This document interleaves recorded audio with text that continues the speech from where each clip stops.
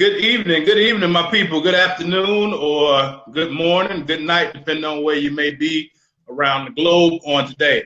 My name is Carvel Bailey, and welcome to another episode of Life and Basketball. That's right.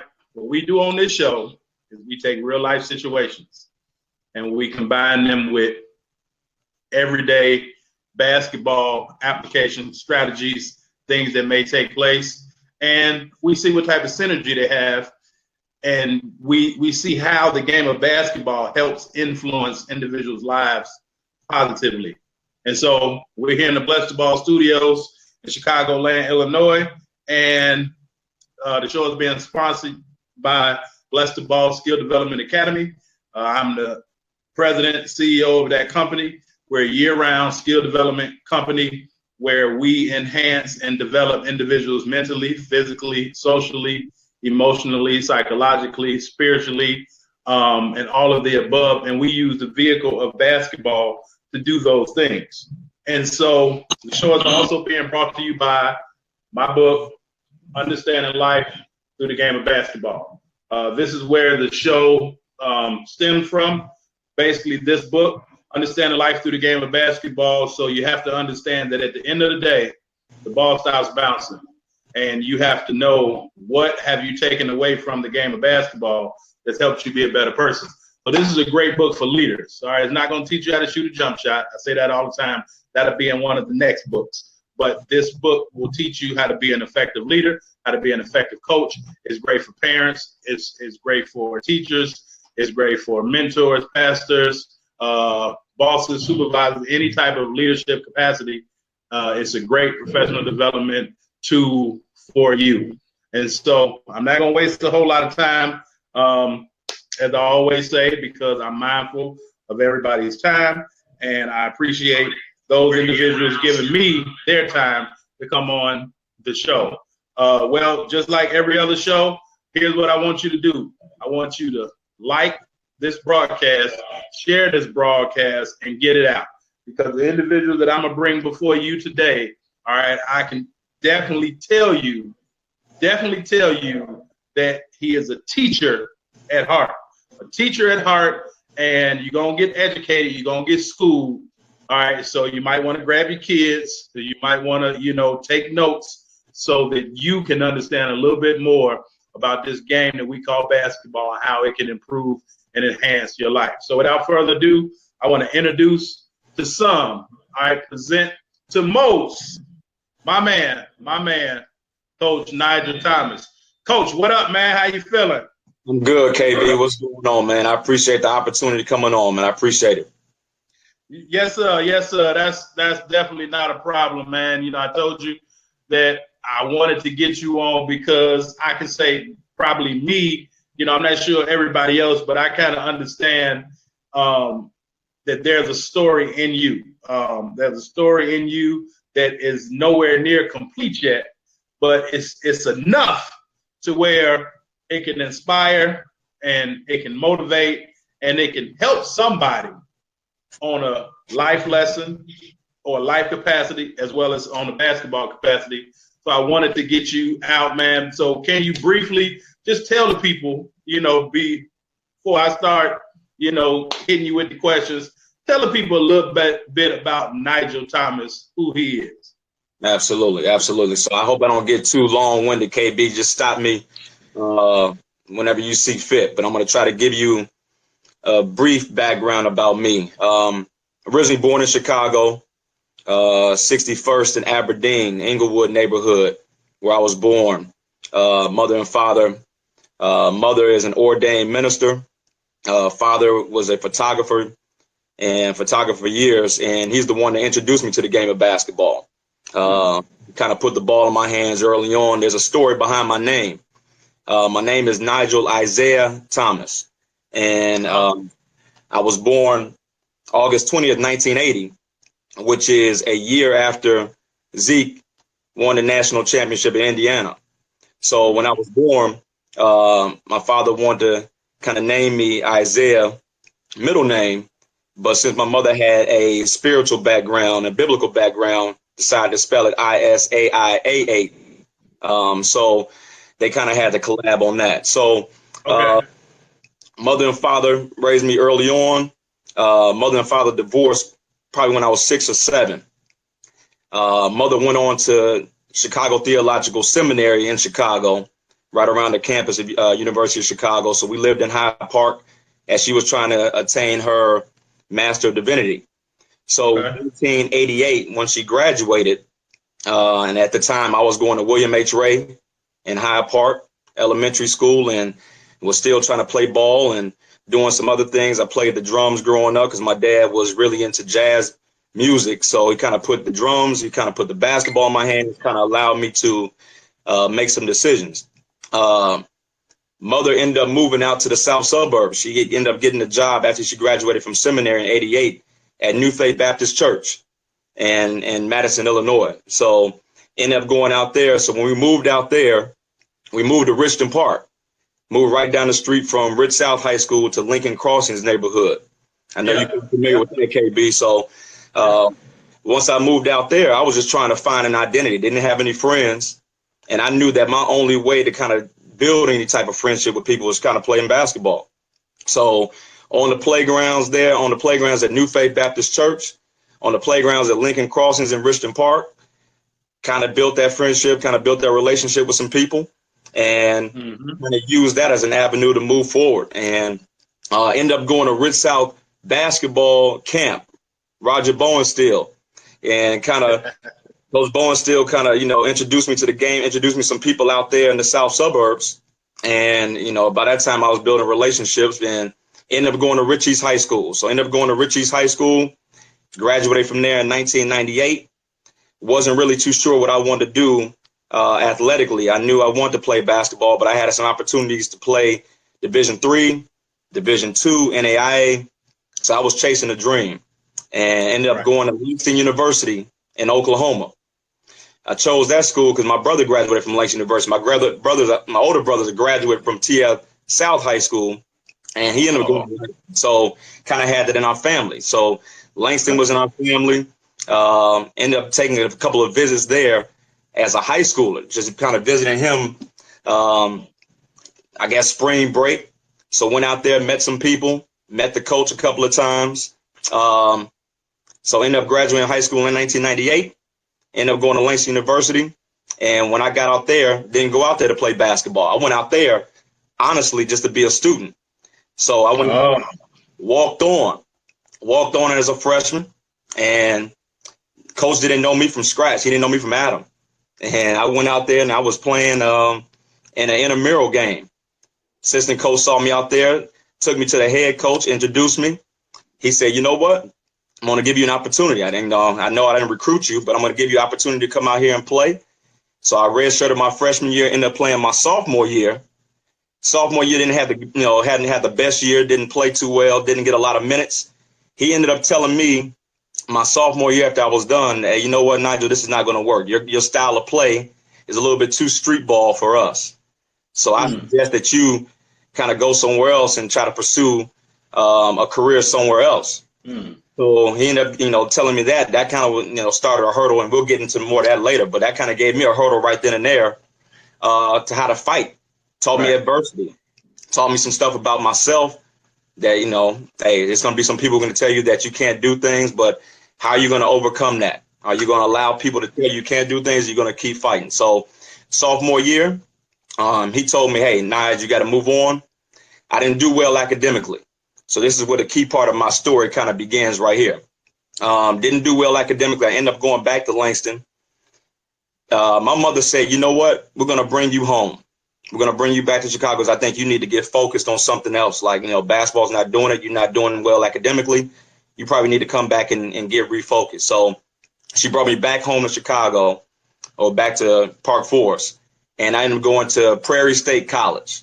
Okay, so that was a humbling experience for me because I'm coming back home. People are telling me, Nige, why you back here? I thought you were playing college ball. Right. Well, I think right then and there, she told me, hey, I had to get refocused.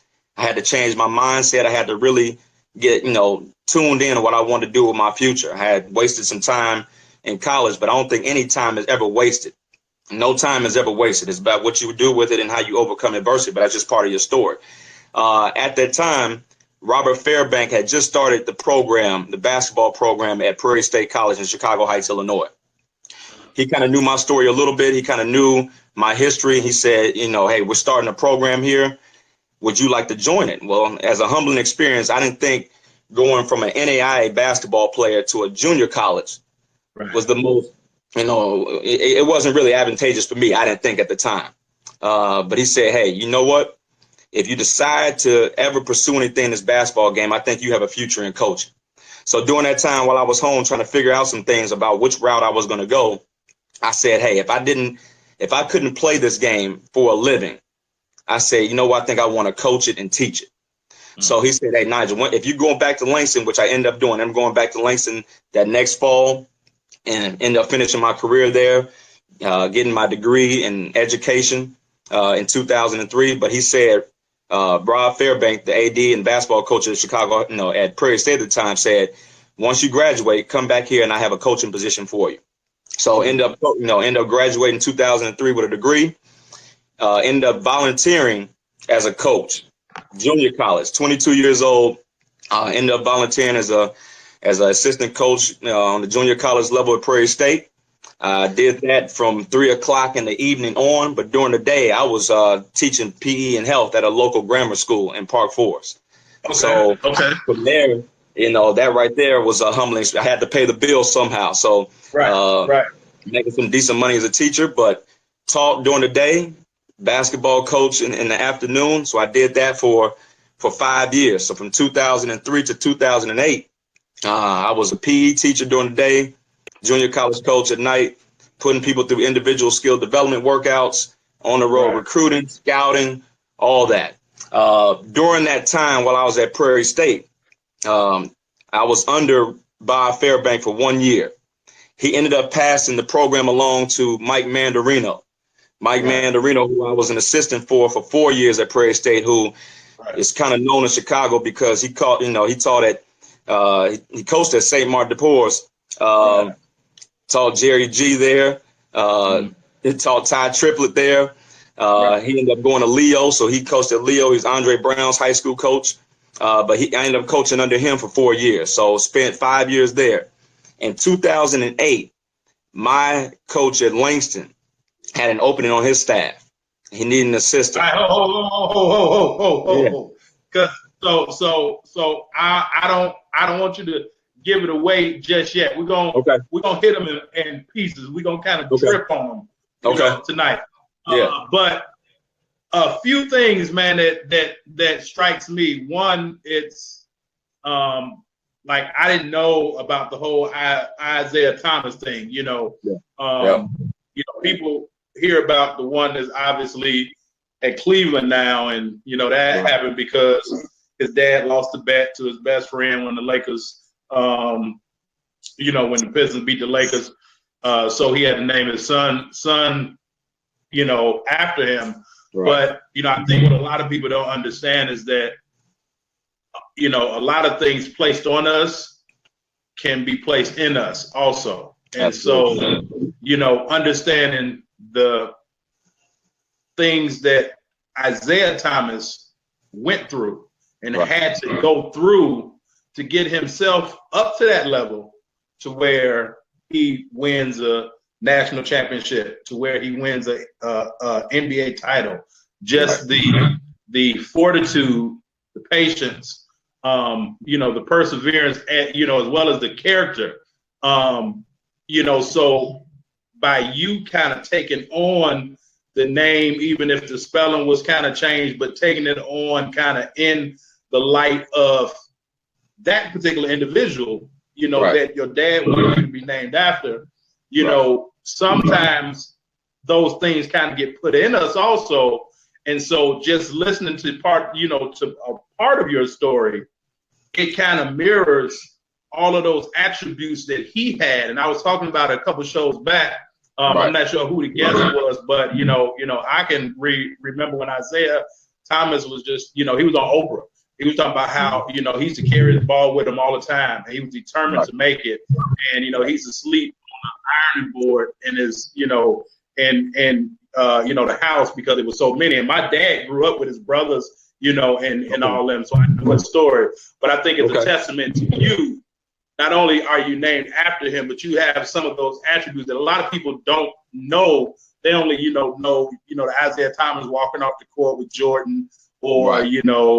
being terrible, with the Knicks. But, so me personally, that's kind of eye-opening and, remarkable to me. One, that, you all kind of, mirror that such thing.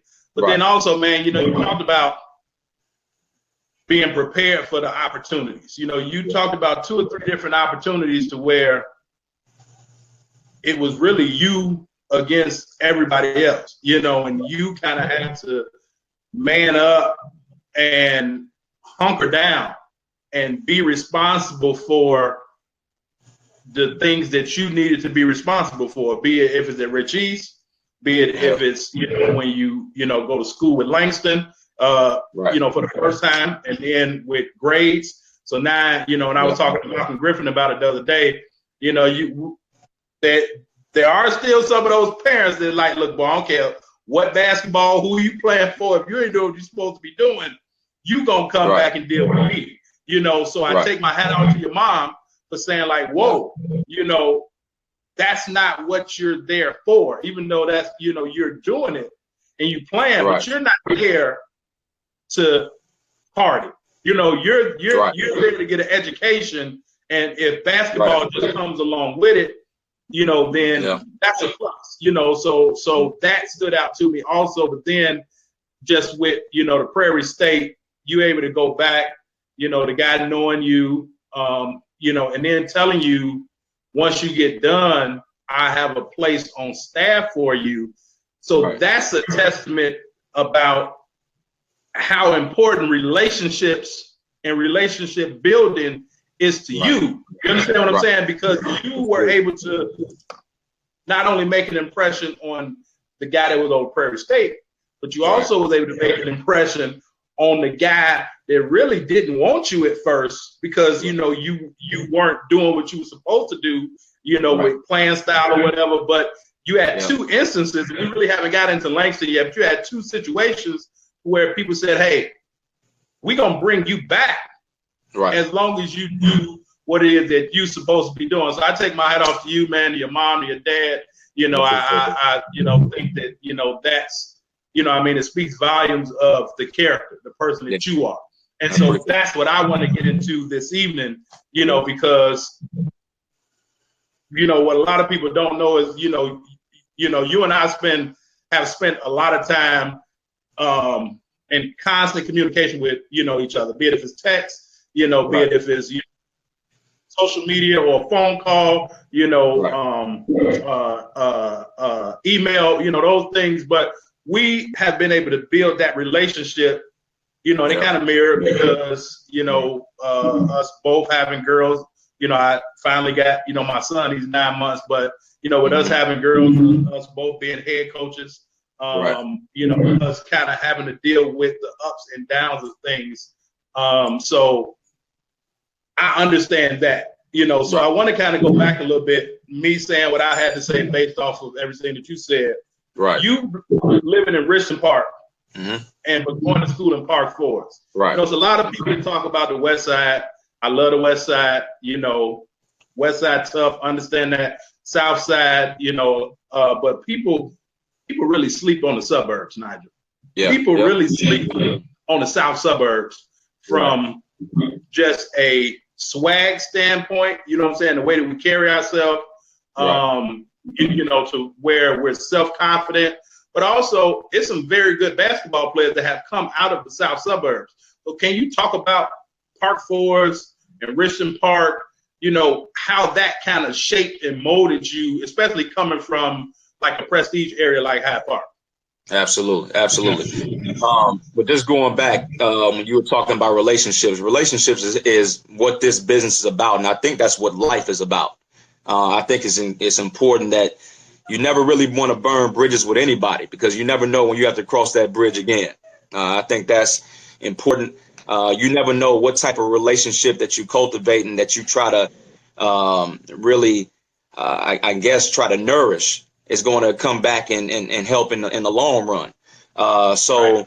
the relationships that I had, with everybody at Prairie State, regardless if I wanted to be there or not, and the relationship with the people that I had with at Langston when I left, I always tried to mend those and always tried to keep those because never wanted to burn that bridge. So relationship building for me personally is really big for me because you just, and it's not building relationships with people that can always help you. It's just building relationships with people that you can help, and people always trying to build relationships with people that can put them in a position to be more successful. Well, how am I helping somebody else? How can I help someone else that helped me? As far as the South suburbs, I didn't really know anything about the South suburbs when we moved out there. I think my mom being at New Faith really helped because it was so many guys in that church that went there that I kind of just gravitated towards. So I know you and Jonell Sloan are really close, but so Jonell and Jason Sloan and their mom were and father were in that church. So Right. I used to see Jonell and Jason. I looked up to Jonell and I was like, that's the man, Right. around Ridge South. And we have a family friend who played, and we call her our cousin, but she played at Ridge South, Stacy Howard. And so Yeah. she played on a team with Keela Flagg. So I was being exposed to girls basketball, boys basketball, but to Daryl Faison, when he got to South and, when he transferred there, I was like, hey, that dude can play. And I remember being an eighth grader going into a lot of Rich Central games. So that's in 1993. But that Rich Central team that had Sean Mason and Quentin James and Jamon Rimmer and Jerome Kemp, those are all guys that I looked up to in my neighborhood in the South suburbs. Antoine Hall, all guys that went on and had careers from the South suburbs. So a lot of people think that the South suburbs, quote unquote, soft.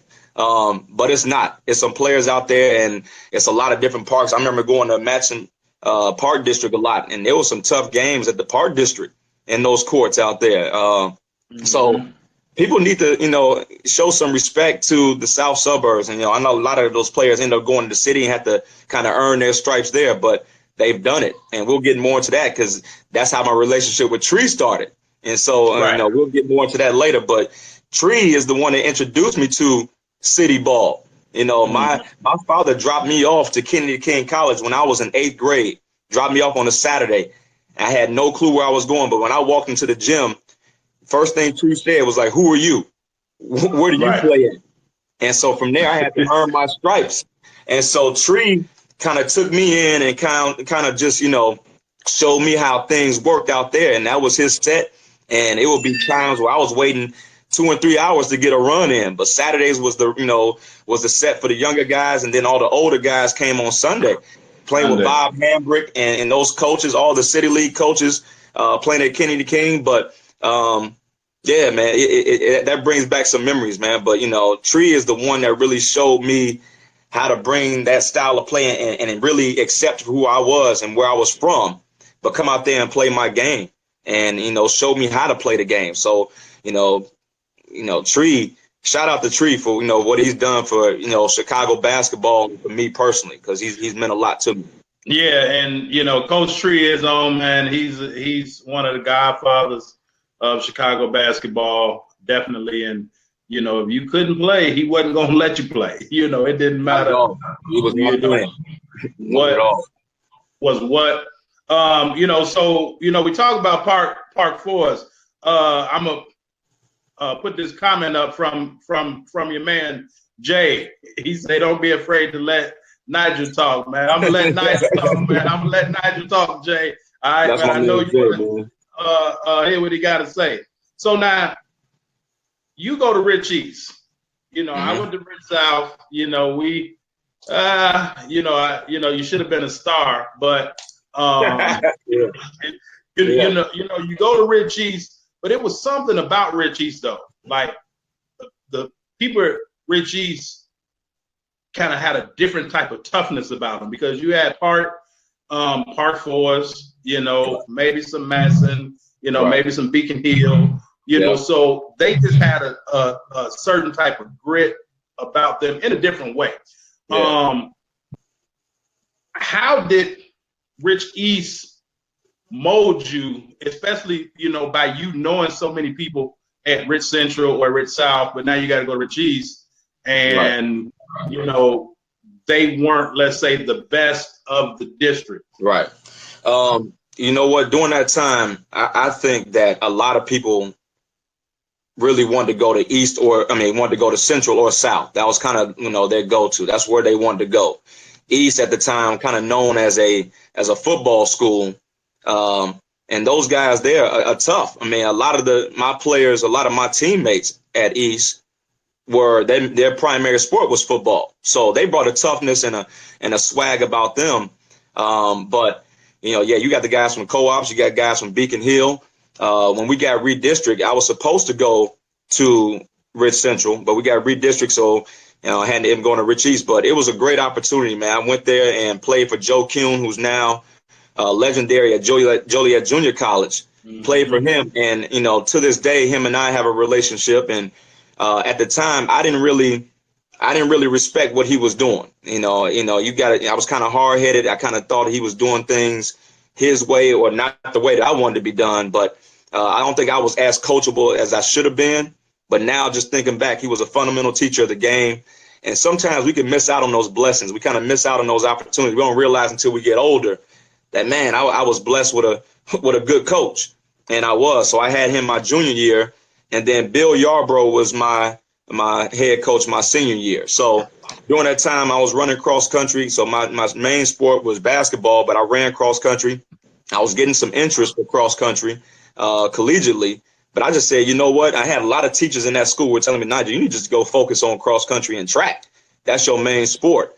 And so to hear coaches say that, which, I appreciate it, but I wanted basketball to be my thing. But it was a lot of tough games, man. We played there, a lot of late night hoop sessions. Craig Hodges, being a graduate from Rich East, used to come back and, give lessons. And we used to play at Forest Trail Middle School on the weekends at canteen. So it was a lot of different sets out in the suburbs with the play, and and got to show our toughness. So this is another situation, another chance that it kind of built me for where I am now. Yeah, no, that's perfect, man. That's perfect. And Coach Kuhn is a fundamentals teacher. Nice, cool, calm, and collect. I've always had a great relationship with him at Joliet. Good guy. At the end of the day, stand up dude. Yeah. But now I'm gonna ask this question twice because you had two different things. Mm-hmm. So now you graduate and you go to Langston, and I know that you talked about your brother graduated from there. So it was kind of meant to be that you were going to go there. Right. But did you have anything or any expectations going to a HBCU as opposed to going to any normal college? Especially graduating from high school, fresh out. Now you're going to a HBCU. What type of expectations did you have in terms of growth and development in yourself by you going there? Right. Honestly, KB, I didn't really have any expectations except the fact that I felt I need to grow as a person, as a man on my own. I'm a mama's boy at heart. It's been me and my mother my mother and I since, I was 6. And I just felt that I was an opportunity to get away, kind of grow on my own, kind of learn on my own. And I think that kind of just put me in a situation where I had to make some decisions where I wasn't being watched or being judged or criticized. Not to say that my mother's judgmental, but you try to be the perfect child, and especially her being a minister. There's a certain thing about a preacher's kid that you got to kind of live up to. But I think getting away, 12 hours from Chicago, just being away from there, going into an HBCU, kind of learning on my own, growing on my own, kind of finding myself. That's kind of my only expectation. Other than that, that was it. And everything else was just an added bonus. So when I got down there, having to make those decisions and doing those type of things, of getting up, any collegiate, person has to do, get up on their own, get to class, without being, reprimanded. It's your decision. But at the end of the day, your decisions you have to live with. We all make choices. and good or bad, there's going to be, some type of consequence behind it. And at the time, my consequences was the fact that I had to come home and my priorities weren't in order, and she laid the foundation, my family. I mean, it takes a village to raise a child. So there were so many people, too long of a laundry list to name of people that had influence on me growing up. But sometimes you feel like you disappoint those people when you fail at something. And so it just makes you even more hungry to go back and try to prove yourself, because you don't want to be that person to say, you know what, hey, I let you down and we thought we instilled these values in you. What happened? And so I was on a mission, on my second stint at Langston. I was on a mission. I was focused. I had a plan written. I had it all written down. I still have it in my office now because I show it to my players that, when you have a plan and you write it down, and you stick to it, and then you surround yourself with people that are going to help you, attain those goals, then you're on the right track. And you got to keep God first. You got to, but you got to have your priorities in order. You got to have some type of balance, but you got to have people who are going to hold you accountable.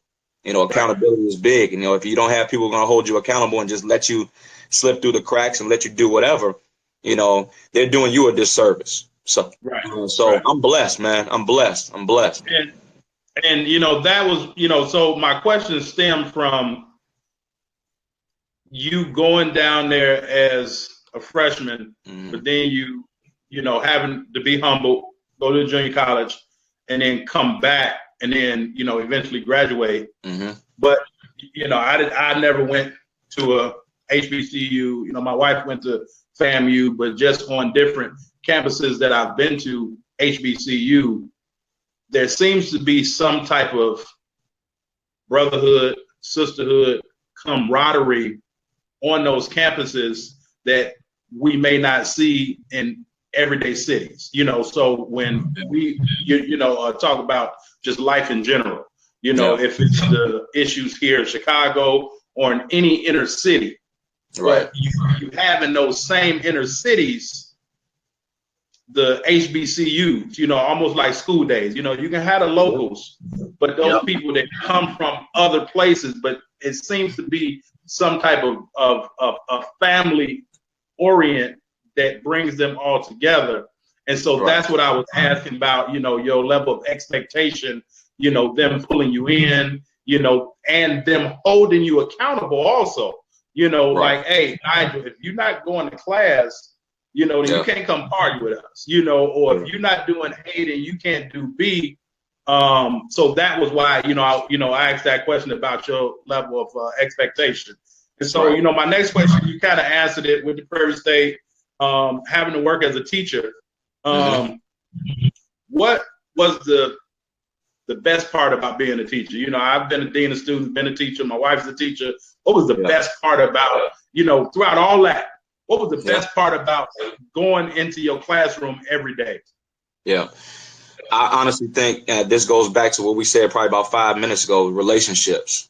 The relationships with those kids, and given the fact that a lot of those kids had no fathers at home, and they're looking upon me, and I think I was probably one of two black males in that school during the time. So probably 80% of that school was African American. And the fact that, a lot of those young men, especially, were coming to me looking for guidance. And I'm thinking like, wow, I'm 22, 23 years old, and they're asking advice of me.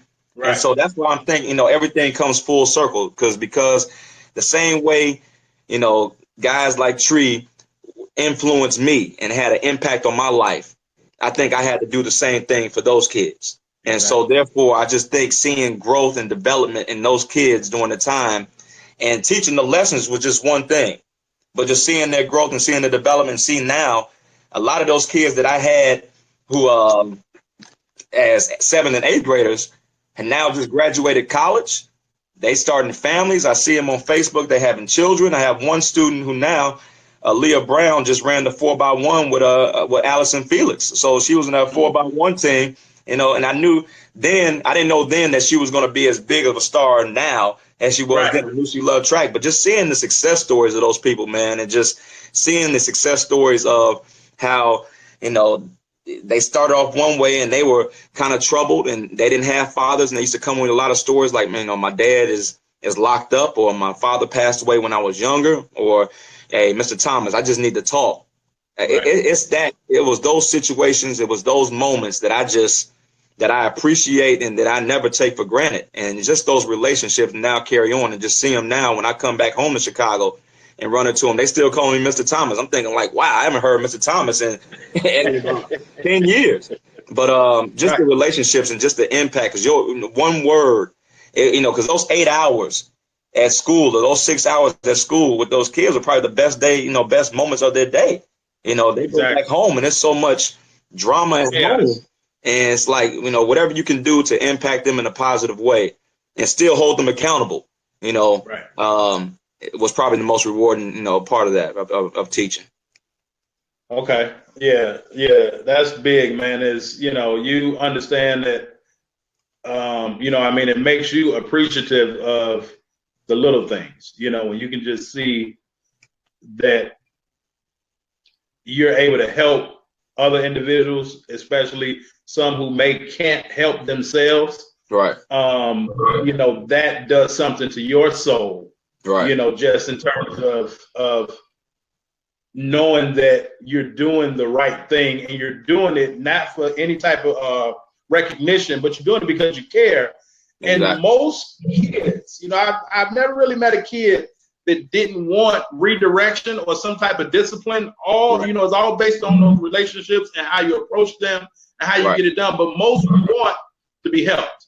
And when they can find those individuals that will help them, they'll stay with you for a lifetime. So as you say, you come back home, they call you Mr. Thomas, you'd be like, man, am I old? I've been coaching, teaching for that long, but it's a great feeling. It's definitely a great feeling. It is. And so now, you're at Prairie State. Mm-hmm. And so you start off as a volunteer coach. Right. I understand how that is. I did the same thing at South Suburban. But the people that don't understand, for the people that know Nigel Thomas as the head coach and coaching at Wesleyan right now, can you let the people know junior college, what some of the responsibilities are, because you're just not privileged and blessed to have those positions that you may have at a 4-year university, man. So can you just give some of the titles that you had to hold down as an assistant coach? Absolutely. Titles. Wow. Academic advisor, van driver, cash checker, had to collect meals. So, the thing about the junior college route, KB, that, I will want anybody to understand about any part of coaching. I think it grooms you for when it's time for you to be a head coach, because you have to dibble your hands in so many different things, and you play so many different roles. I mean, individual skill instructor, video breakdown, to scouting reports, to driving vans, to taking kids home, to you got to do it all, and practice planning, washing uniforms. It's so much. You try to order equipment, whatever equipment you can order. You try to do that, but you got to go out and recruit still. And so, you got to be able to evaluate transcripts. You got to be able to, build relationships with 4-year coaches, because they're going to be coming to you because you have the players. So trying to cultivate and build those relationships, man. But junior college taught me so much, because you're not fortunate to have 3 assistants, and you're not fortunate to have managers. You're all of that. You're a manager, you're an assistant coach, you're a video breakdown guy. You're all of it. So I am so blessed and fortunate that I got thrown into that first and had that opportunity, because it's humble beginnings, man. It's humble beginnings, and it teaches you how to grind. It teaches you how to work. It teaches you how to sacrifice. And that's, volunteer assistant, and then getting a $500 stipend the next year, and then trying to work your way up. And I got $1,000 the next year. So, it's not about the money. So if anybody thinks it's about the money at the junior college level, it's not. I mean, it's about the love, and it's about those kids, and it's about helping those young men trying to put themselves in a position where they can get a 4-year opportunity. But those guys are hungry. Junior college level, those guys are hungry, because either they came in deficient in 1 or 2 areas. They were either deficient academically, or they were deficient with their game.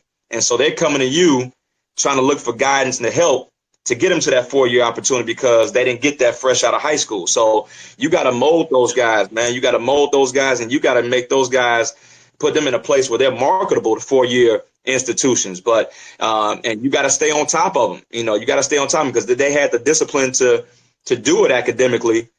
Clearly, they would have been there. So, but you got to hold those guys accountable. But junior college, man, I appreciate that opportunity more than any of it because it was my start and I was given that responsibility at a young age. It's so many people who get in this coaching game, KB, you already know, who probably had to start off rec ball coach, junior high coach. But at 22 years old, I was having an opportunity to coach some guys that were older than I was. I know my first year, we had a guy who was 26. And so, you know, you got to build that type of camaraderie with him where he trusts you. And so that's where your knowledge of the game comes into play. Like if guys know you know what you're talking about, they'll trust you. And if they know that you care about them, they'll trust you. So So junior college, man, you know, I'm forever indebted to Bob Fairbank for giving me the opportunity. Yeah, and you know, with junior college, just from a life aspect, you have to be marketable.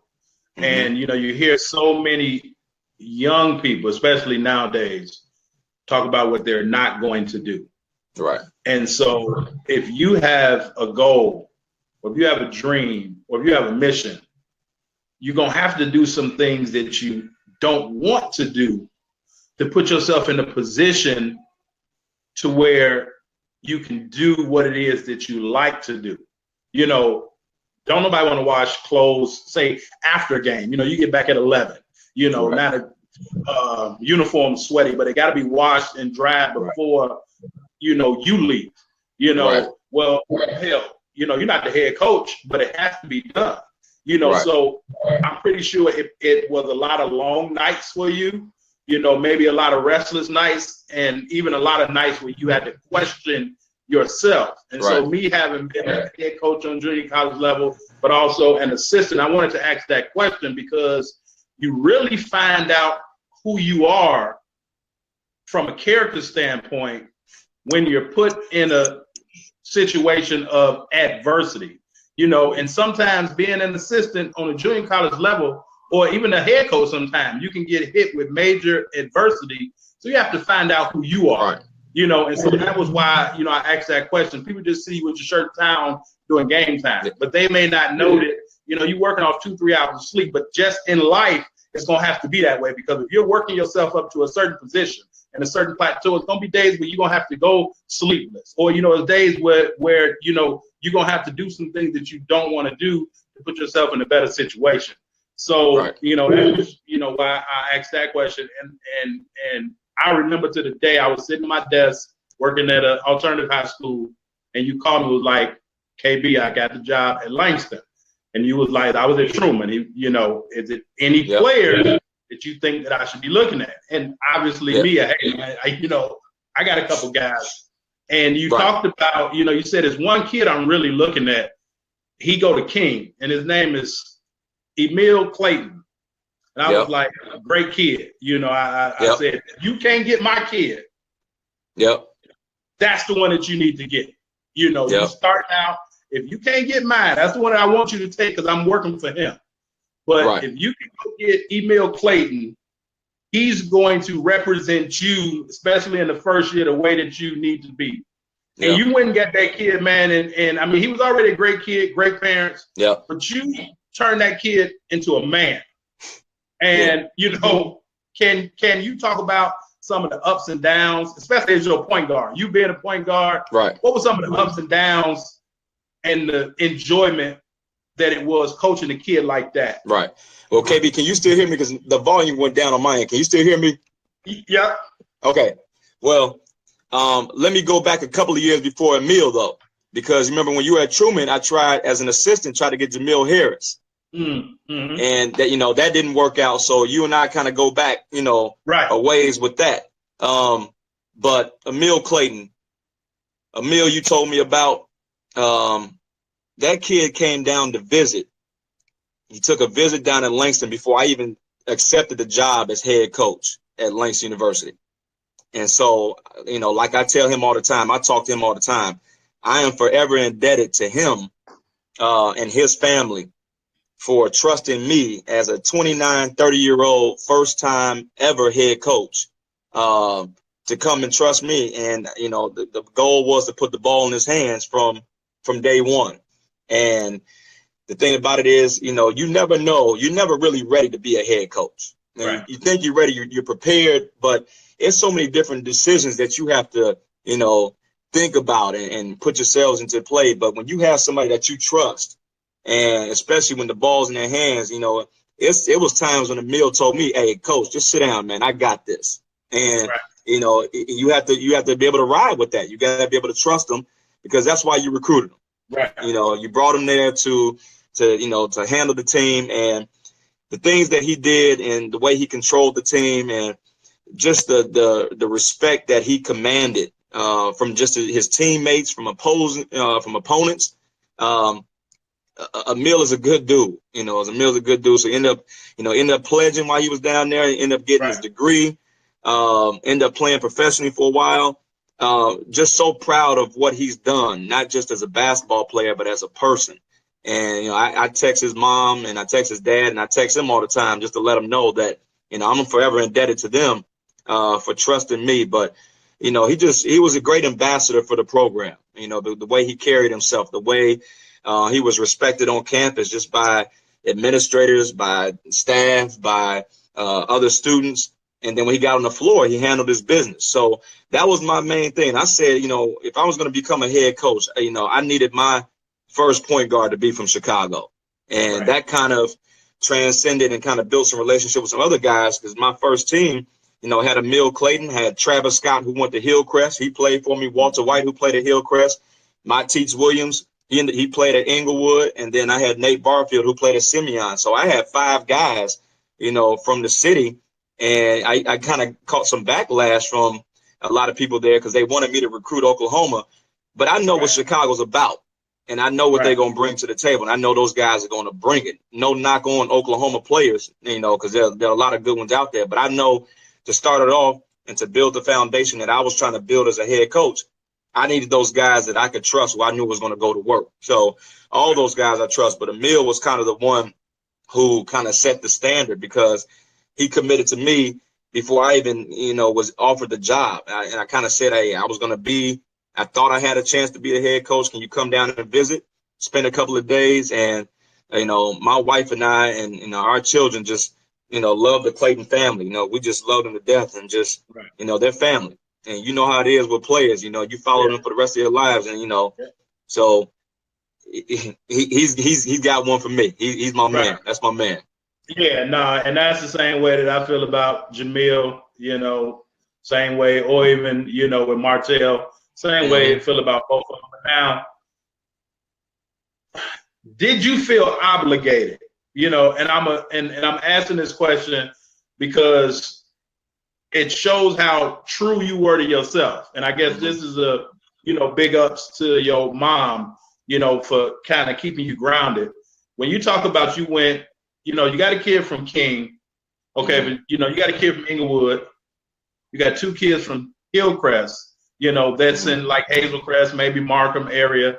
So, what I mean by being true to yourself, you stay within the parameters of the neighborhoods in the community that you knew about, kind of being born in Inglewood, having lived in the south suburbs, and even King, not too far from the Hyde Park area. So with that first class, and I don't know if you've ever thought about it, but that first class, you stayed committed to who Nigel Thomas was, and you went and grabbed guys from those areas. Like, was it a form of giving back? Like, did you feel obligated to do something for the places that made you? Or was it just, hey, I know I need some Chicago guys? I think it was a combination of both, KB, and I really never thought about that, to be honest with you. I know where those guys came from. I know I knew they were hungry. I know they had a chip on their shoulder, especially with Emil, who, putting up the numbers that he did in high school. I know he felt underappreciated, and I know he felt under recruited. And so, Right. Scoop Jackson did a story on him, and I know he has a story to tell too. But Right. I just know that he was going to come in with a hunger about him because he felt that, honestly, at the time, he probably thought that he was bigger than NAIA. And so Right. I know that he felt that he was going to come in and try to prove a point. And those other guys, I just knew where they came from. I ended up, working out. I ended up working out Nate Barfield at a gym that Tree opened up for me, matter of fact. And so I put him through a workout. And I just knew that he was another guy, played for Rob Smith and, was under recruited, 6'8" kid, didn't really play much on that team, but he's playing overseas now. I knew he had a chance that he could do some things, but I kind of felt some obligation. I kind of felt some type of way that, hey, these guys need a shot and these guys need an opportunity because, that's where I came from. I know what they're about. I know what they're built from. But at the same time, I was just trying to recruit some winners, man. I was just trying to recruit some guys who were going to get it done, regardless of where they were from. But because I had that relationship, I kind of had those guys on deck ready to go. Okay, cool. Now, so let's get into it. You have a stellar career there. As with most coaches, you may have a down year or two. But kind of you and I, as I said, we have had similar things take place. I want to say that is one of your babies like 8 years old now? Yeah, one is 8. Okay. Yep, one is 8 years old. Yep. Okay. Yep. Okay. Because my oldest is 13, but I thought I remembered our wives being kind of pregnant at the same time, and talking about that. But so you deal with an administrative change, and here's where a lot of players, a lot of parents, a lot of people don't understand about this thing that we love called basketball. Right. And, that's why I always say, that was part why I wrote the book, Understanding Life Through the Game of Basketball. I'm going to put the links in the comments. But at the end of the day, it's a business, Nigel. And it's not always fair and it's not always right. Right. But at the end of the day, it's a business. But so many people get lost in that business if they don't understand that it's a business. You understand what I'm saying? Yeah, absolutely. And so, I saw you at like 11 o'clock a.m. I think we were in Dallas. We were. At Final Four, and I was asking you, a question, saw you was getting registered, and you was like, man, they let me go. I'm like, no, and, then you broke down everything. And I'm like, I had just went through that. Right. And you were one of those dudes that you called me. Yep. You sent me a few texts, and it, carried on for a while, hey, man, how you holding up? You and Diedrich Shannon, always saying, even though I had the opportunity to resign, but it was a whole new administration. Yeah. So, it was like, okay, well, I'm going to just go so that I won't let y'all get rid of me. But it wasn't my choice, But so you two guys checked on me, stayed on me. So when it happened with you and we in Dallas, but you were still poker face, and, with, I didn't know that your mom was in seminary, in the past and everything, but your faith was just so strong, you're like, and they, they kind of, hey, they let me go, it is what it is. And they were so dirty, I can say it, I know you won't, but they were so dirty to where, like, they did it the day before you were supposed to leave, and it's like, well, like, are you serious? Is this how people get treated? But again, it's a business. Right. And you understood that. So it didn't throw you that far of a loop. You're like, hey, I'm going to bounce back up. Right. What type of toll mentally, just knowing that, man, I gave everything that I can give to these people. And really, it's not about the administration. It's really about these kids. So now you kind of got some kids that's lost. You kind of got some kids that you were actively recruiting. Right. And now it's like, hey, I ain't going to be there. So Yeah. what kind of toll did that take on you that you weren't able to finish kind of what you promised to those Yeah. kids more so than the administration? How was that on you? Yeah. Well, let me go back a little bit, KB, and I'm not going to be long-winded with this answer, but I got to give some insight. So hopefully I can, help somebody else who may go through this, because you and I kind of went through it. So we kind of understand it. But yes, this game is a business. This profession is a business, and you get hired and fired all the time. Coaches get hired and fired all the time. That just comes with the territory. And the first person that told me about this business, that it can get kind of ugly like that, and I wouldn't even call it ugly, it's just the way of the game, is DK, Donnie Kirksey, because he's another one of my guys who I look up to, and he's given me wisdom over the years. He just, how DK's voice is, but Right. this business, but yeah. So administration change, new athletic director came in from USC. So Michael Garrett, who was the athletic director of University of Southern Cal, came in probably my second year as head coach, and I kind of knew that it was going to be some transition. Just wasn't sure how quickly it was going to happen, because I know his priority was kind of change football around, kind of get football in place, and I knew eventually he's going to get to other sports. So April 1st, 2000 and what was that, KB? 2014. Okay, so April 1st, 2014, he calls me in the office. It's the day before going down to Dallas for the Final Four. And he says, Nigel, I appreciate everything that you've done. You've done a wonderful job, but I'm going in a different direction. KB, when I tell you that my heart dropped, and I was lost at that point, and given the fact that it was April 1st, so I'm thinking it was April Fool's joke. So I wasn't really Right. sure that he was serious. Right. However, he left out the office.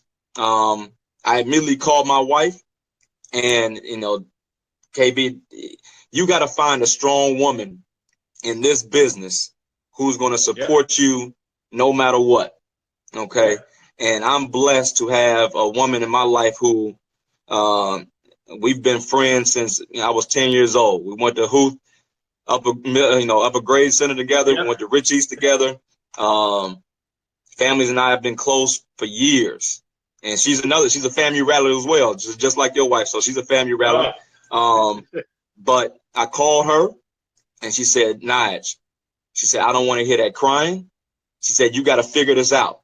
So at the Right. time, my oldest daughter was 6, and then we just had a newborn. Well, I shouldn't say a newborn. She was turning 1 at the time.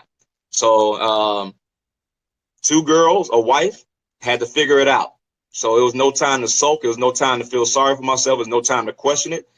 She said, you're still going down to the Final Four. She said, you need to go down there, network, find out what the next move is, because we still got to survive as a family. So end up packing my bags, and instead of having all my polos with the Langston logo on it, I went down there with blank polos. I had plain polos, went down there. Yep, I remember that. We saw each other standing in line for registration.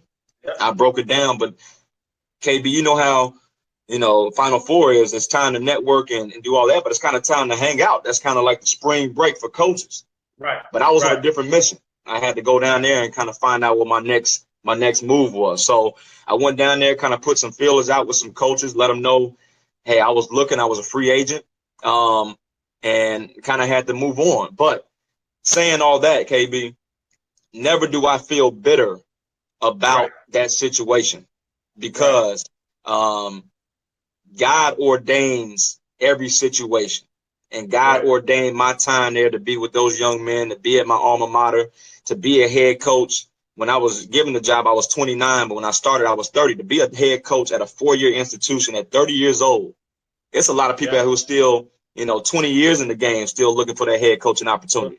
So I'm blessed that I even had that opportunity to do that, and blessed that those young men trusted me. And the fact that made me kind of figure it out. And if I was going to be in this game long enough, coaches tell me all the time, if you're in this long enough, you're going to get fired at some point. You're going to get fired at some point. And if you haven't been in it long enough, but you eventually will. But went down there, built some relationships, put some feelers out, applied for a couple of jobs. So during the meantime, I worked Oklahoma State basketball camp. And so Oklahoma State camp. So I'm doing that in June. My wife is packing up the entire house in Oklahoma. We had to move out. Our lease was up at our house in Oklahoma. Kind of had to move somewhere. And so we ended up moving with her sister and my brother-in-law in Charlotte. So we moved all our stuff, our 2 children, all of our belongings, put all the stuff that we couldn't, fit into the moving truck into storage. Ended up moving to Charlotte, North Carolina, and was there from, June, July, for 2 months in their house. So think about a grown man like myself with a wife and 2 kids living under somebody else's roof, trying to figure it out. Right. But, this is where all relationships come into play. Yeah. My current head coach, John Thompson, who's the head men's basketball coach, athletic director, vice president here at North Carolina Wesleyan College, I knew him from Duke camp. We started working Duke camp together back in 2010. And so I met him then that was my first year working camp. Met him, kind of kept a relationship. Well, when I was working Duke camp in June of 2014, he didn't have any positions open. I was kind of just telling him, hey, coach, if you hear of anything, let me know. Right. Just looking for an opportunity. He said, Nigel, I'll keep my ear to the street. I don't have any openings right now, but I'll be on the lookout for you. Well, come early August, he calls me. And so at this time, KB, I'm close to hanging it up in the business because I couldn't find a job. School's about to start. My wife and I were even discussing about moving back to Chicago, and I go back to teaching. But God is good. And all the Coach time. T called me. Coach Thompson, my current boss, called me. He said, Nigel, you still in North Carolina? I said, I am. I drove to Rocky Mount, which is about a 3-hour drive from Charlotte. Took a 3-hour drive, my wife and I, and interviewed for that whole day on a Friday. He ended up calling me back on Saturday and offered me the job. So, being out of the job for 3 months and now being here at North Carolina Wesleyan College, Division III school, great opportunity. My wife is happy. We got 3 girls now. So just a great opportunity to be here to work under somebody that has been in the game long as he has. He's been here as a head coach 23 years and vice president and athletic director. So I think job security is pretty good at this point. Man. I don't think unless I just totally mess it up, I think I'm pretty good, man. So it's all about relationships. And he tells me all the time, and he'll tell the story to our team, you're always on stage and you're always interviewing because even though he didn't have a job for me back in 2010 when we met, he said, Nigel, I was always watching you. I was always watching how you carried yourself, how, you taught stations, how you communicated with, with the campers. So you never know how a relationship is going to help you in the future. And so it's all about just, being genuine. It's all about being real. It's all about working hard. It's always, about sacrificing. So this whole story is about a relationship. And that's what, and that kind of goes back to the beginning of our conversation. Right. And, I think that, I was talking to Tim Anderson when he was on the show, but I remember when he first got a job down in Texas, Pan America, he said the same thing. He said when Ryan Marks came to see him at Crane, he knew then he wanted Tim on his staff. And, just like in life, each and every day that we go out and go before people, someone is watching us. Right. And, what is it that we're giving off, and someone is following us. Yep. So what is it that we're leading them to? Are we leading them to something good, right, or are we leading them to something bad? Because either way that we go in life is somebody that wants to go with us that way. So we have to be aware and cognizant of which way we're taking people, Right. And so, you talked about meeting your, head coach at camp, and that segues me into my next question. I know without a shadow of a doubt that you are big on professional development. Yep. You've probably worked tons and tons of camp. I know, Carrie can probably, your wife Carrie probably sit at home and laugh that, you probably got so many basketball DVDs, about professional development, and so you're constantly learning, you're constantly growing, you're constantly improving as an individual, but also as a coach, because as I said, with life and basketball, as well as understanding life through the game of basketball, you can sit and watch them tapes, and you may pick up something about a play or a drill that they ran, but you'll learn more about you, really. You know what I'm saying? Right. From a life standpoint, watching some of those things, so I know that professional development is big for you. I know how hard it is to get in Duke camp. Remember when you first telling me, hey, I got in, I'm about to get this thing. Yeah. I ain't gonna let it go. How important, for the people that don't know, how important is professional development, and why do you feel that you need, say, all those, better basketball films or whatever? Because I remember calling you like, man, Nigel, can you send me a couple film, couple DVDs? And you like, what? Like, man, I got everything. Just tell me, and send me a huge list. I'm like, dude, do you work for these people? You know what I'm saying? You got all this stuff. Yeah. So what's the importance of you putting so much into your craft? I think it's a passion. I think it's just, a love that I have to get better. I just try to improve every day. I think you can learn from any and everybody. I'm a real big note taker, KB. So, we just had a team meeting right before we got on with you, and the team meeting didn't last more than it was probably about, I don't know, 15, 20 minutes. But these are all the notes that I had in those 15, 20 minutes, because I think you can learn from everybody. So just the words that that our players were saying, I was writing notes on that. So I just think there's a teaching point and there's a teaching moment all the time. Yeah. And I think sometimes, I guess when I was younger, I was reaching out to a lot of coaches, probably in hopes to get a job, reaching out by email, handwritten notes. But at this point in my career, I think it's more so just trying to get better at my craft. And people always saying, oh, I aspire to be Division I. I aspire to be NBA coach. Well, I think you have to do the best job you can at the job you have and make that big time. Because if you're not putting all of you into your current job, then you're just doing those kids a disservice, because you're just chasing something out there that's really not going to happen. So at this point, I reach out to coaches and I'm just asking for how they do things in their program, and just, it can be from strength and conditioning to academics to recruiting to scouting. But I just have a passion for learning. I just have a desire to learn and get better and try to, learn something every day. And, I try to learn, my mother always has, valuable, points on life. And, and all the women in my family, I come from a family of women, and just, their lectures and then how they, raise their sons. I have a cousin who's raising 2 boys right now, and just the things that she tells her sons, it's teaching moments and everything that you can apply, not to your own life, but to your profession. And so just a strong desire to learn, KB. I don't think it's more in depth than that. I don't think it's more scientific than just a desire to get better, a desire to improve, because if you're improving, then you can help somebody else improve. And so I just strong, I learn from you every day, man. I just learn, watching all of your episodes that you've had. I learn from somebody, and I've taken notes on somebody, and I just appreciate what you're doing, because it's people like you who are going to help continue to make this game grow. And, and you don't just care about the game, you care about these kids, you care about the total individual.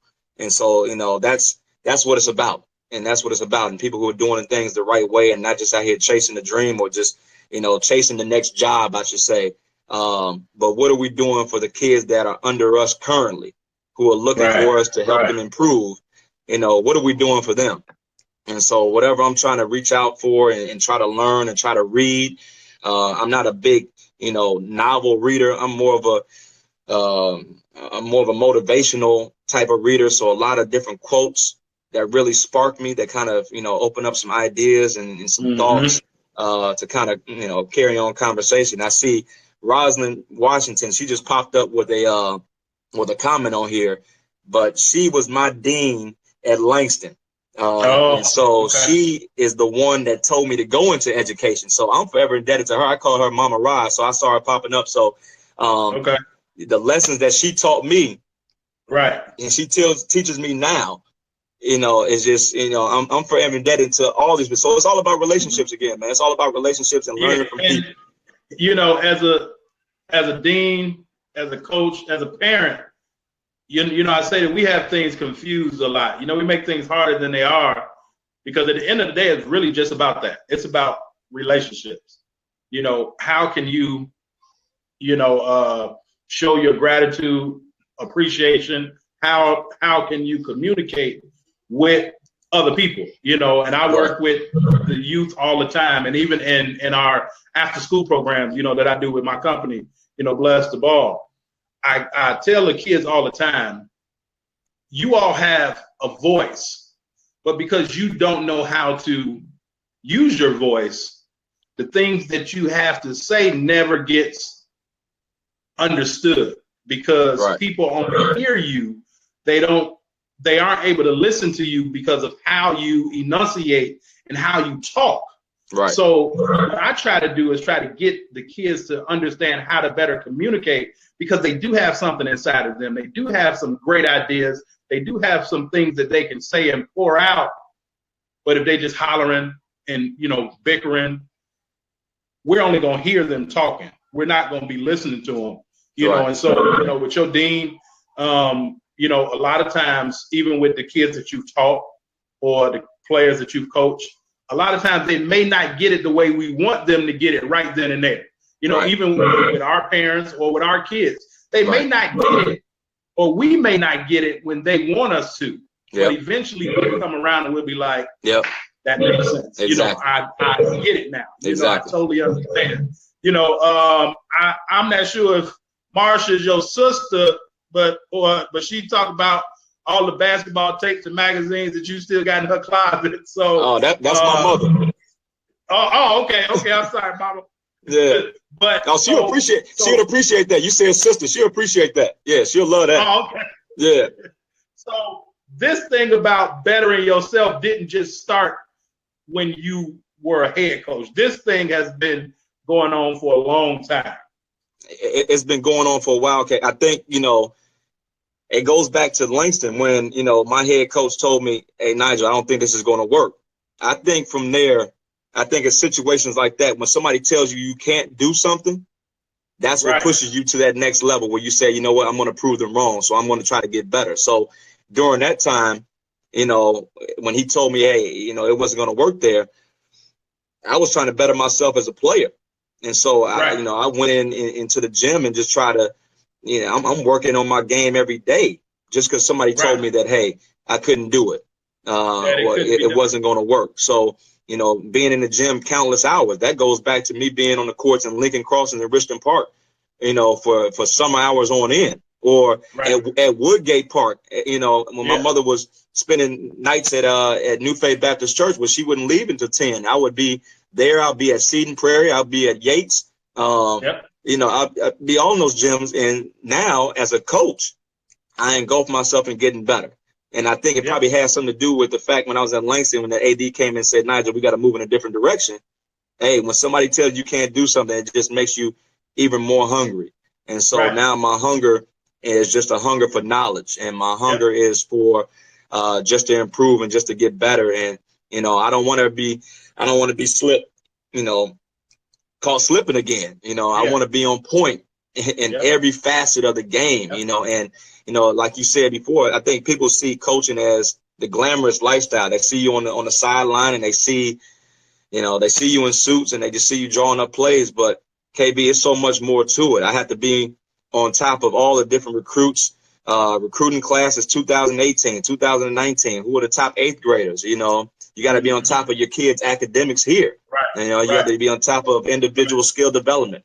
It's just so many different facets of the game that people don't see.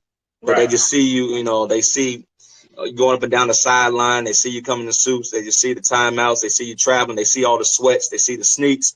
But it's so much more to this game, and it's so much more time commitment that people don't see behind the scenes. Sweat equity, man. I like to call it sweat equity. They absolutely don't understand it. So now, as we're wrapping up, and again, I definitely appreciate your time, man. Now you at North Carolina Wesleyan.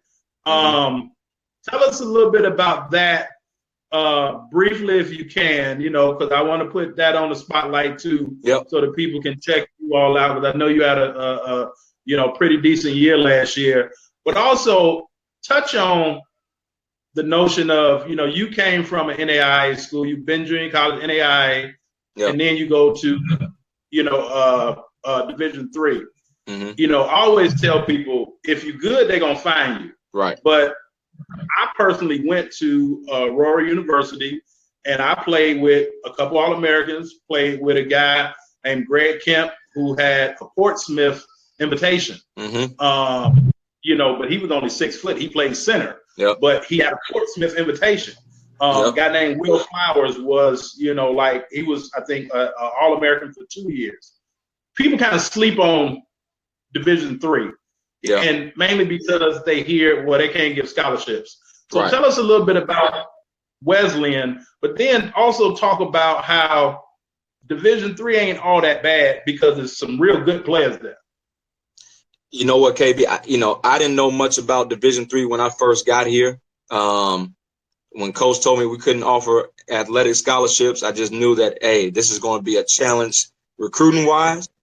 But so Division III, you can't offer athletic scholarships. So everything is basically based off of academic performance and financial need.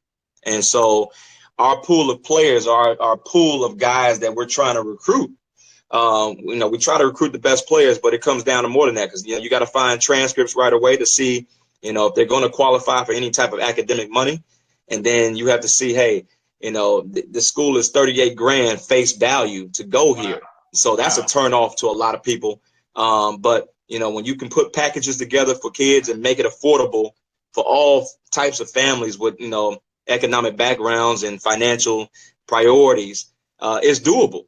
It's doable. Since being here, I've learned that, you still go after those top kids. You still try to recruit them. And it's so many people in our league. We're in the USA South League, KB. So that's with teams and institutions from North Carolina, Alabama, and Tennessee, and Virginia. And so in this league alone, it's so many good players. I mean, I think last year there may have been 3 or 4 guys who now have the opportunity to go make some money. And for the 23 years that my head coach has been here, he's had 14 guys that have gone on and made some money, and got 4 guys right now currently who are making money overseas. So like you said, if you can play, they'll find you. They'll find you, and your resume will speak for itself. Now, you're probably going to get the questions about the quality of competition, who you're playing against, but it's so many good players. The difference about Division III is you're probably not going to get guys as athletic as you would find on the Division II, Division I level. Our typical point guards are probably in the 5'10" to 6 foot range. Our 2 guards are probably from the 6'1" to 6'3" range, and our 3s and 4s are probably 6'3" to 6'5", and your centers are probably 6'6" to 6'7". So, for guys who are trying to go and play at the next level, you're probably going to get a lot of undersized individuals, but it's a lot of skilled players at this level, KB. And so that was kind of the same fight that I was fighting at Langston. Nobody really heard of NAIA. Nobody knew what that was. And that's kind of a turnoff for a lot of guys, because if it doesn't say NCAA on the floor in the gym, they're probably not going to really talk to you. And so here in Division III, that's kind of a turn off to a lot of guys conversation wise. But once we get guys here on campus, or guys actually come to a game and see the atmosphere and see the talent level, it's a humbling experience. It's some guys that we recruited who said, you know what, coach, I think I'm too good for that level. And we end up getting them, and they get here and they find out, like, man, it's some dogs out here. It's some dogs out here. So it's guys at every level, KB. It's guys at every level. Just some happen to fall through the cracks, who just get under recruited for whatever reason. But I think if you can play and you can prove you can play, there's going to be opportunities for you. And the world, the way the world is with so much technology and synergy and internet and whatever these film exchange programs that people use now, if people want to see you, they can find tape on you, and they don't have to go far. And word of mouth travels fast, and your resume speaks for itself. So please, everybody out there, do not sleep on small college basketball. There's some players out there. Please do not. Give us a chance. Yep. And, my dad used to always tell me, say, listen, man, win where you at.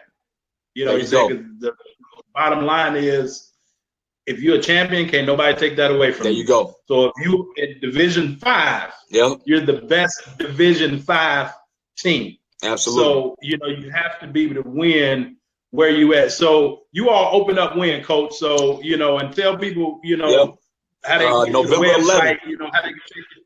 Yep. So November 11th, we open up at UNCW. So, we have 4 Division I games on our schedule. So this is an opportunity for the guys that we recruited or guys on our team who felt like, hey, coach, I can play Division I. Well, here's your opportunity. So we got UNCW on the schedule. UNC Greensboro, another Division I opponent. University of Delaware, and then Longwood University. So we have 4 Division I's all in the month of November on our schedule. And if you want to people want to keep up with us, www.ncwcsports.com. North Carolina Wesleyan College, Division III, Rocky Mount, North Carolina. Say that website again, coach. If somebody can type it in for us and put it on the screen so that it'll be saved in the actual conversation. What's the website, coach? www.ncwcsports, plural, sports.com. Got it. Okay. So yes, sir. Go and check them out. I know that they're teaching the right way. I actually even saw summer camp that they were doing, and some kids want to come to summer camp and just jack around, but they was working. And Nigel walking around. It's a teaching camp. It's a teaching camp. We definitely try to teach the fundamentals. Yeah, definitely. Okay, so now I'm gonna put you on what I like to call the hot seat, man. Wrapping it up. We keep it positive. Doc, I appreciate you putting it out there, Mama. Definitely appreciate you putting that site out there.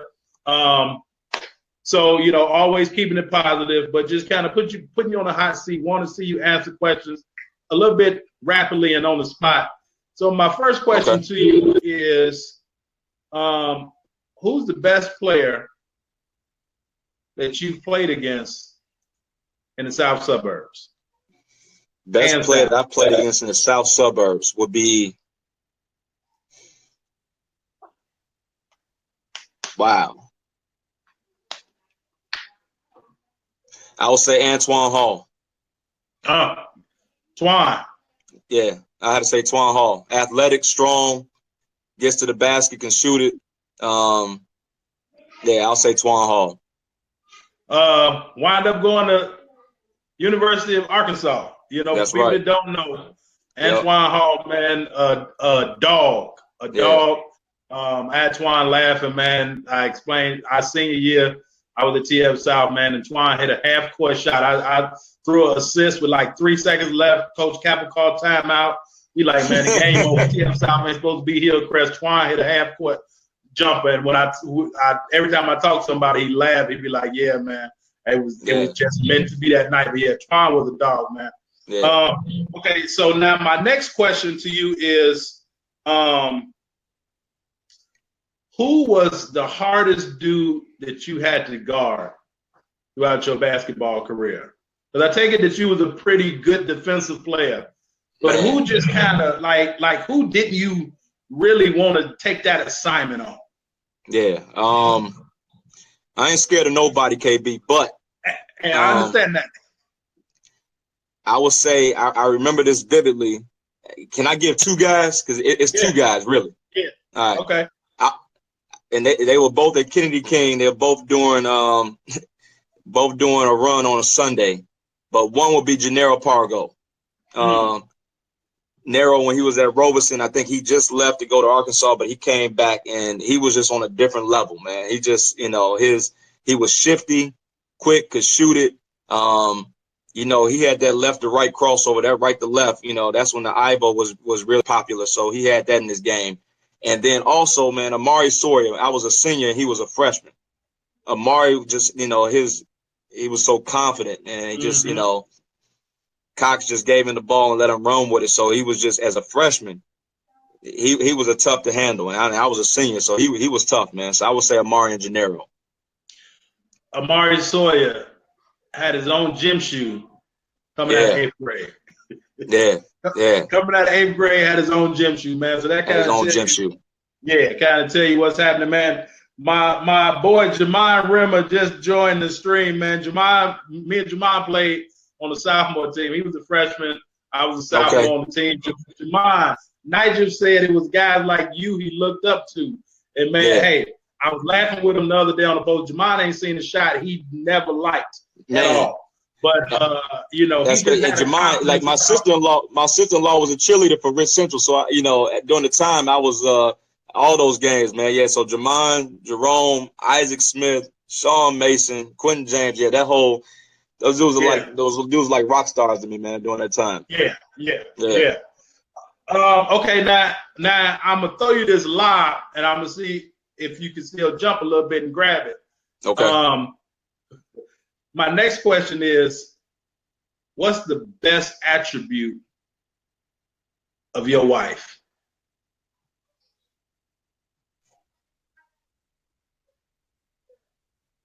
She's unselfish. Unselfish, giving. I know you said one, the best, but loyal, giving. I mean, KB, you know this, and to all the coaches out there who are looking for a significant other, they're going to be in this business.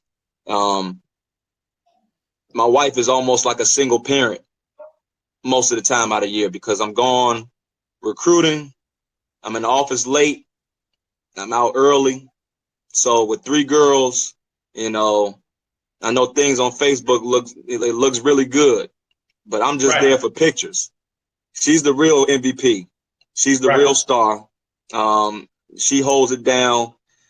She holds me down. She supported me. So, she's lived since I've been coaching, she's lived in Chicago. She's lived in Oklahoma. And now she's lived in North Carolina. Loyal to a fault. Supportive, loving, keeps me grounded, keep it real with me. Tells me, Nige, hey, you need to spend some more time at home. You need to spend some time, more time with the girls. She'll check me when I need to be checked. But, I think her and my mother are my biggest cheerleaders. But she's my biggest cheerleader because I see her, every day. And, I know you and her were having a little correspondence on Facebook, get us logged up. She supports me no matter what. I'm talking me to driving me to camps. This summer, drove me to Virginia Tech camp. That's, from here to Blacksburg, Virginia is 8 hours round trip. She dropped me off, came back, and, so she's the real MVP, man. So I'm blessed. I'm blessed. I could go on all day to talk about it. I know we have a lot of time, but that's my heart.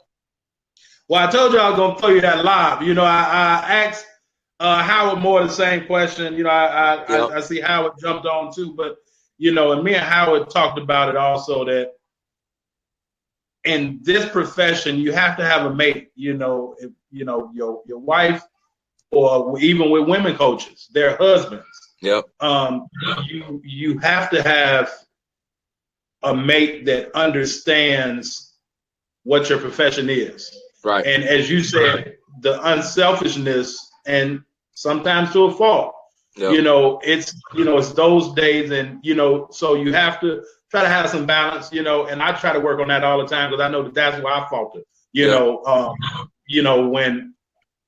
when I was coaching. Yep. But you have to have that mate in your life that's going to support you, but also, as you said, when you had, when the change came about, like don't sit on your damn hands, you bigger than this situation, and so that's why, from time to time, I will ask individuals that I know that's married, because it goes unnoticed a lot of times, interviews like this or whatever, a lot of times we don't get a chance on a public stage to recognize really our leader. You understand what I'm saying? Right. Or Absolutely. our backbone. Absolutely. So that's I appreciate you. man. Hey, I appreciate you throwing me that live, KB. I hope I threw it down, man. Hey. Yeah. You even hung on the rim because I asked for one and you kept going. That's what I'm talking about. So now my last question, man, and I definitely appreciate it again. Chicago basketball. Mm-hmm. I always close with this question because I like to, hear what people have to say. What would you like to see improve? And when I talk about Chicago, I'm talking about Chicago and Chicagoland surrounding areas. What would you like to see improve with Chicago basketball? If anything, I would like to see more of our Chicagoland players stay close to home. I think there's a lot of great institutions right around there. Dave Lato at DePaul's trying to do some things, but U of I, Brad Underwood is he's going to try to turn some things around there. But we'll love to see our Chicagoland players stay at home like they were back in the day. Kind of like Deion Thomas did, but at U of I, and Kendall Gill going from the south suburbs to U of I, Right. and Amari going to DePaul, and Bobby and Q and Lance going to DePaul. Let's get back to that. But love to see that. And I think, there's some good leadership in those programs. Even with Steve McClain at UIC, I think some guys doing some good things around there. So we can get our guys to stay close to home. That'll be good for Chicago basketball. That's perfect, man. Guys have to understand that where those universities are, you can be at school and kind of away from the terror, so to speak, based on where those schools are located. Even with UIC, you can be so engulfed in that Little Italy area, Greektown area. You don't really have to worry about, going into the inner city part of it. But I definitely appreciate your time, man. I hope that we were able to use this platform to get people to know a little bit more about Nigel Thomas, not only the coach, but the individual, because, you ain't new to this. You have been doing it for a while, but, and I know that you're loyal, but I definitely look forward to when you get that opportunity again, to run your own ship. And it's coming, so stay focused, man. Stay, prayed up, as I know that you do. Again, if the people that don't know, we, check in and it's genuine. That's what I can say about you and I, it's genuine. To where it's, true care and concern, how you doing, how you doing, what's going on. And we always seem to talk to each other at the right time for each other too, Exactly. And so that's just, synergy with our energy and our spirits, connecting. But, great, man. I wish y'all all the luck this year, Coach. I hope that all your family and friends and, even your dean was able to look, listen, and be proud of, the person that means a lot to them. Please share this. It'll be on, Nigel's page. If he didn't already share it to his page, but it'll be on his page once I, get done with it. Feel free to make comments, interact. I have people from, some of my first shows, people still, interact and, conversate. But this is y'all, man, right here. And, be proud of it. To my normal listeners and followers, I thank you again for tuning in. We always bring the sharp individuals to make you think a little bit and to make you just understand that after basketball is still life. So the ball will stop bouncing for everybody. Stop bouncing for me. Stop bouncing for Nigel, even though we both still play and still can play, but you have to move on and do different things with your life, and you can still be attached to basketball with that. So, for me, go and pick up a copy of the book. Coach, I definitely appreciate your time. Absolutely. Big ups to mother, to your wife and your family. And I always close with saying, reach for the top because it's crowded as hell at the bottom. Yeah. Until Thursday, we'll be back. Coach, I appreciate you, man. Good luck to you. KB, I appreciate the opportunity, man. I appreciate the platform. I love what you're doing. I'm just grateful for our friendship, our relationship. Keep putting those positive words out there and keep bringing guests on who just dropping knowledge, man. You got a star-studded lineup, and I'm just blessed that you even allowed me to be part of this, man. So I appreciate it. I appreciate it, man. It wouldn't have happened any differently, man. Yep. So I definitely appreciate it. All right, to everybody, go like the Bless the Ball fan page. Check us out on Instagram. Keep in tune with Coach Thomas. Keep in tune with what he's doing because, if it's not basketball, he's still dropping real life situations all the time when he do speak on that Facebook platform. So, until the next time that we talk, Nige, I'll holler at you, man. Appreciate you. Yeah. Man, appreciate you, man. Right. Yes, sir. All right. Peace. Yep.